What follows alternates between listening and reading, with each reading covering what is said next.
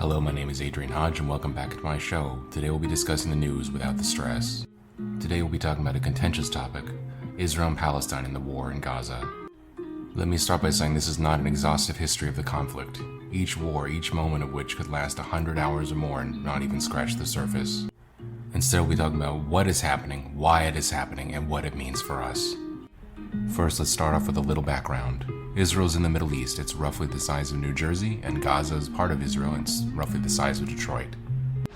There are two major ethnic groups in the area, the Israelis and the Palestinians. However, there is also a significant Druze and Bedouin minority. Both of the major ethnic groups have a long claim to the area.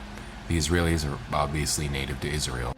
Their history in the region goes back thousands of years. However, they were expelled around the 2nd century by the Romans after rebelling against Imperial Rome's rule. Contemporary Palestinian identity is much younger, being roughly 200 years old and coalescing mostly in the early 20th century. This was during the time of the British Mandate, when the British Empire controlled the area after the collapse of the Ottomans during World War I. After World War II and the Holocaust, there was a large influx and continuous influx of Israeli settlers into the region, though there had always been a portion of Israelis and Jews living in the area. This led to increased tensions and rioting and eventually bloomed into full-blown war in 1948 when Israel declared independence. Wars would occur periodically throughout this time for decades between Israel and the Arab powers, ending in the 1980s when Israel became a major non-NATO ally to the United States and increased its alliances with other Western powers due to our rivalry with the Soviet Union and our interests in the region. Throughout this time, the Palestinian Arabs in the region have mostly sided with the Arab powers, who were at war with Israel. While the Palestinian struggle originally began as a struggle for national identity and land, it has taken increasingly ethnic and religious tones, with the military powers in the region abandoning conflict with Israel. Israel's wars since the 90s have been mostly with terrorist groups, as well as fending off Palestinian uprisings. Now that we've gone over a brief history of the region, let's talk about what they're fighting over. As we've discussed previously, Israel is roughly the size of New Jersey. Roughly 20% of Israel is called the West Bank, that is majority Palestinian-owned. It is called this because it's west of the Jordan River, though it is located in East Israel. The other highly disputed area is called the Gaza Strip, which, as we said previously, is about the size of Detroit. As part of the many attempts at a peace deal between Israel and the Palestinians, Israel handed over control of Gaza to the Palestinians. This ultimately resulted in Hamas, a terrorist group, taking over the Gaza Strip in 2006. This has resulted in Hamas turning Gaza into little more than an armed camp, with non-stop terrorist attacks, both suicide bombings and many rocket attacks raining into Israel.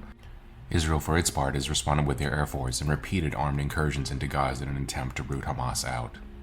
Despite Israeli attempts to avoid civilian casualties, including calling people in buildings that are about to be bombed, and dropping leaflets also warning people to flee, there have been vastly disproportionate casualties in these conflicts due to the fact that Israel is a full professional military with an air force, whereas Hamas is a terrorist group armed with whatever they can get smuggled in or sent to them by Iran and its terrorist group proxies in the region, such as the Houthis in Yemen and Hezbollah in Lebanon. I think that brings us to the present day, but before we talk about the events of October 7th, it is important to make something very clear. Hamas is not representative of all Palestinians. They were elected once in disputed circumstances in 2006. They have steadfastly refused to hold new elections and react to challenges to their rule quite violently. When they originally took over the Gaza Strip in 2006, they did this only after murdering many members of Fatah, the PLO, the remnants of the original Palestinian Liberation Organization, run by Yasser Arafat until his death. To this day, Fatah continues to run the West Bank, a much larger, safer, more prosperous, and more populous area. So in essence, we have a conflict over land and sovereignty in the state of Israel. The three major players are Israel, Fatah, and Hamas. Both the Israeli government and Fatah have similar aims in regards to sovereignty, safety, and territory. Hamas, on the other hand, delves heavily into the ethnic and religious aspects of the conflict, and has more maximalist aims. In their charter, they do say that they want to kill all of the Jews in the world, not just in Israel. Israel is backed by the Western powers, particularly the United States. Fatah has been backed heavily by the United Nations, and financially backed by the Israeli government. Hamas is backed by Iran, as well as Iranian-aligned terrorist proxies. Iran is a repressive theocracy whose nuclear program we are attempting to curtail. Iran has long dedicated itself to the destruction of Israel.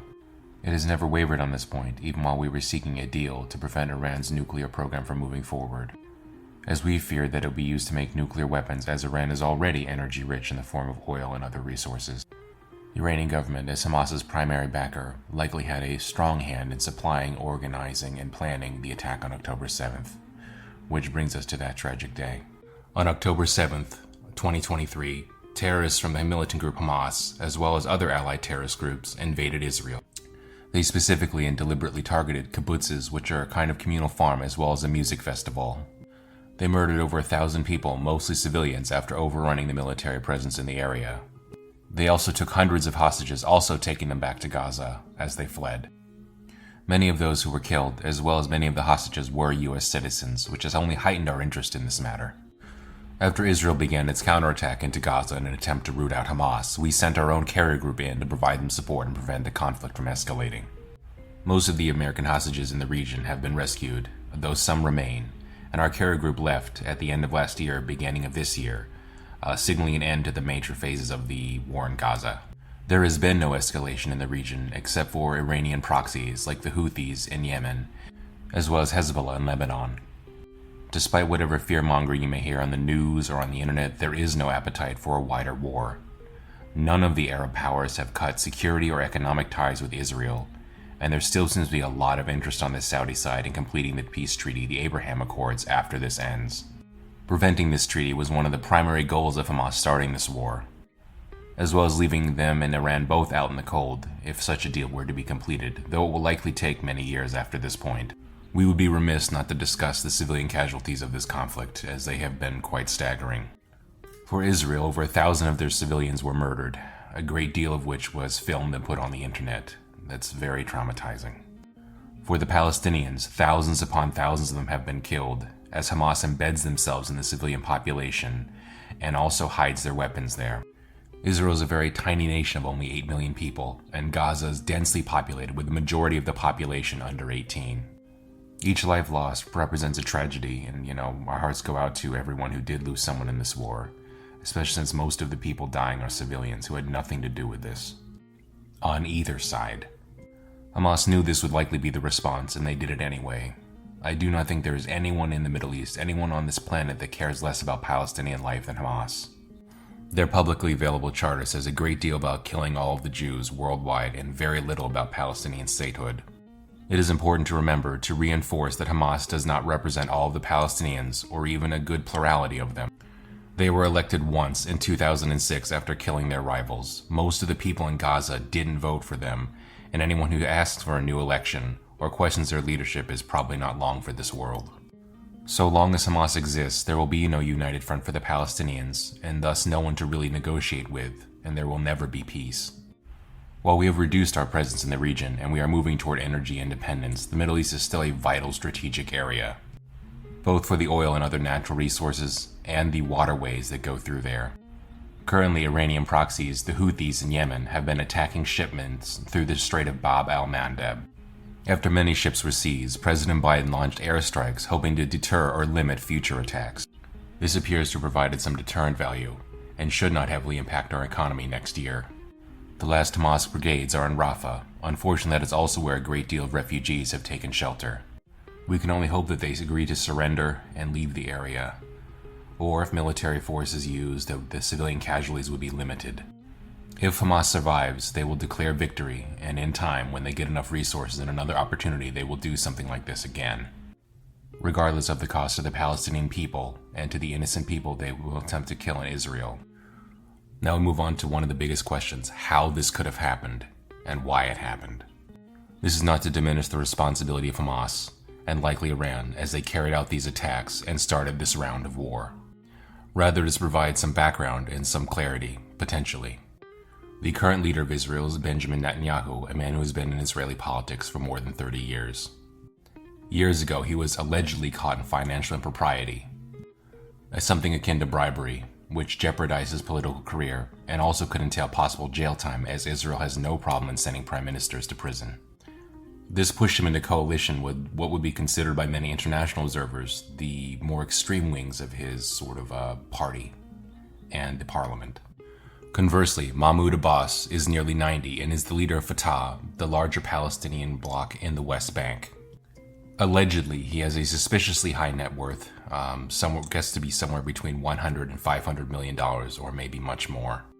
This has coincided with serious budget shortfalls for the Fatah security forces, public servants, and courts, leaving them unable to adjudicate disputes, especially with the Israeli settlers, and to carry out many of the basic functions of government. This may have contributed to Hamas's decision to attack. They may have perceived an opening in the West Bank for them to gain influence and followers. There are also alleged changes to Israeli military budget and organization, undertaken by Netanyahu's government. This allegedly included the furloughing of many veteran infantry officers and many veteran infantry members, with a shift in funds and focus toward AI and predictive modeling. Let me just say that I do not enjoy criticizing the leaders of other nations, and I can't imagine it would be easy to be head of a country, particularly one that is at war and has just suffered a grievous terrorist attack. In this case, I thought it would provide some badly needed missing context.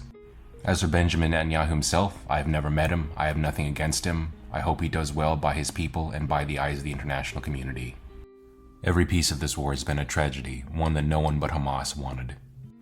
The true toll and cost of this war may not be known until years after it ends, but it will end soon. Most of the American citizens being held hostage by Hamas have been freed, either during ceasefires or by military action.